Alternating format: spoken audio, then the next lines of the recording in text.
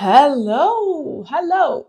This is a Pup in the Life. Welcome back. It's a Monday. We're actually taking it quite slow today, and I am somewhere else while Mom is actually at work and is going to Milan and to deliver a not actually a speech, but mostly like a training thing around AI marketing. So yeah. But today this episode airs on October 28th, and so the topic for today might just be how this specific moment into our lives has a metaphor, which is the switching between daylight saving time and I don't know, how is it called, like actual time, summertime. I'm just gonna Google it. Yeah, summertime. So yeah, okay, so we switched daylight saving time. Okay, we switched, and we're now in the actual hour that we're living. So it's very cold very soon. Sorry, it's very not very cold. I'm sorry. I'm still sleeping. It is very dark very soon, but we wake up and there is some light to go. But you might ask yourself how this whole thing about daylight saving time came about and how it's important for you. Well, it's relevant because if you're not feeling inspired today, you might just take into consideration the story of how this thing actually worked. So if you're feeling uninspired, let me share with you the origin of daylight saving time, which, as a reminder, is still relevant for us and has, in effect, as of the year 2024, at least for some parts of the world, including Italy, where we're based.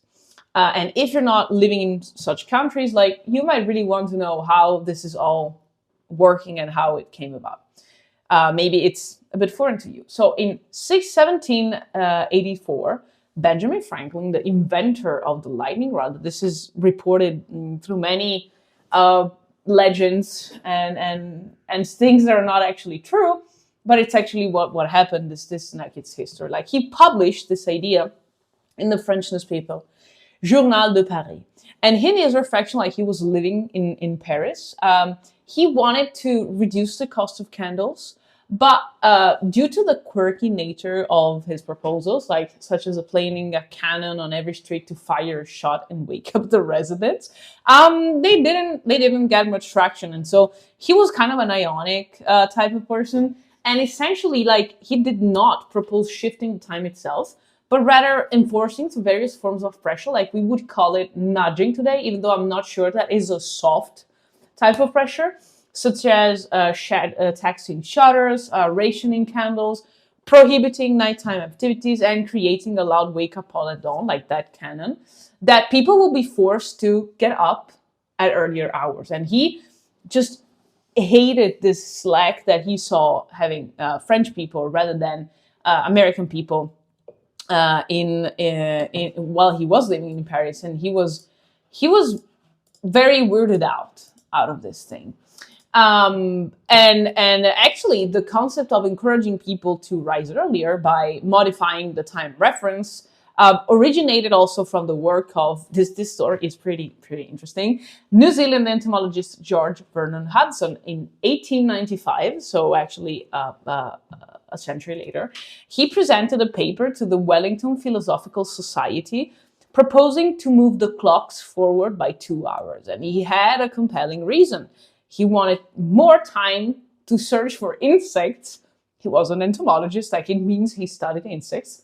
But he noted that others will also benefit for their own hobbies. And, you imagine in a society where the actual thing about actually, living, you cannot live if it's dark, like it's pretty impossible, right? So, because you don't have time to do such activities, no public lighting whatsoever. So, okay. Then the idea was revisited a few years later by British builder William Willett, and this time it gained ground within the economic needs brought out by World War I. Because in 1916, the House of Commons in the UK approved the British summertime. Like, what a British thing to just talk about it, calling it British summertime, which involved moving the clocks forward by 1 hour during the summer. And many countries imitated the United Kingdom as energy savings were a priority during wartime.